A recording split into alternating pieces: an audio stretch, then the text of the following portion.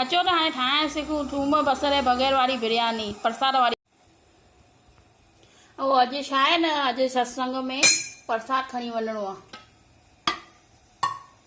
भई बिरयानी, और उहो बि थूम बसर ऐं बग़ैर।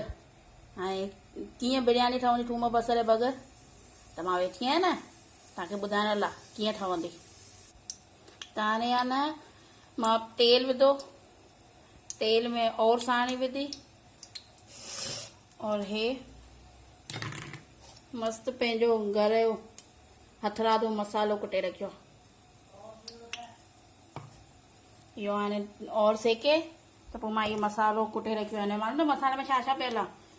करी पत्ता, सौंफ, सुका दाणा, ॻाढ़ा मिर्च, सुका दाणा, और सावा मिर्च, और फोटा, 2 फोटा, 4 लौंग, और दालचीनी, तेज पत्तो, ये सभु मसाला कुटे करे मां ये पीसे रखियो आहे।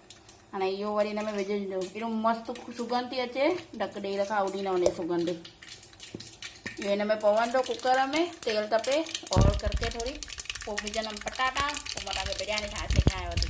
ॿियो हे तेल में मां 2 पटाटा कटे रखिया न, उहो 2 पटाटा विझी रखिया और तपी वई त हाणे मां हिन में मसालो विझां थी। चई इहो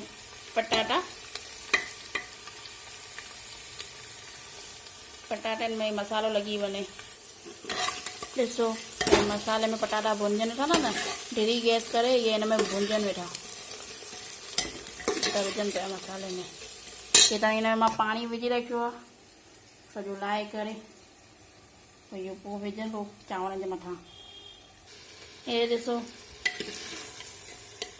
पटाटा विधा, हे चांवर हाणे विधनि, हिनखे भुंजंदासीं थोरो हो थियनि भुंजनि पिया। हे त हाणे विझंदासीं लूणु,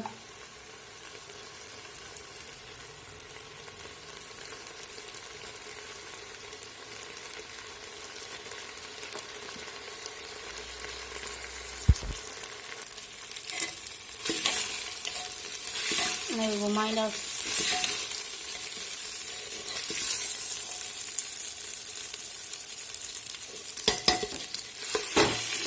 मां 2 कटोरा चांवर विधा हुआ त 4 कटोरा पाणी विझंदमि।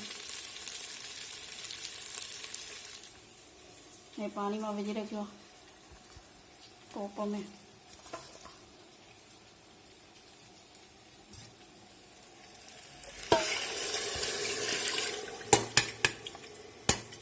जेका एक्स्ट्रा चांवर लॻल आहिनि टोप में उहे बि विझी रखंदासीं। हिन में हाणे ॾिसो त घुमिजी आहिनि। हाणे हिन में थोरो विधोसीं मिर्च, लूणु, धाणो हैड, पहले त पीसण महिल पयल हुआ न मिर्च इहे, त थोरा सा विधासीं। हाँ हिनखे 1 शूट ते टेको अचे त पोइ 1 शूट ते हरायूं सीटी, और 1 डिरीअ ते, पोइ तयारु थी वेंदो। मस्तु बिरयानी लॻे थी न।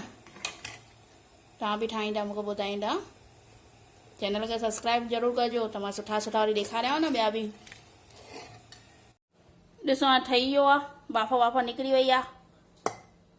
हाणे असां हिन हाट पट में पाए था रखूं, ॾही अचूं न वञी करे टिकाणे में।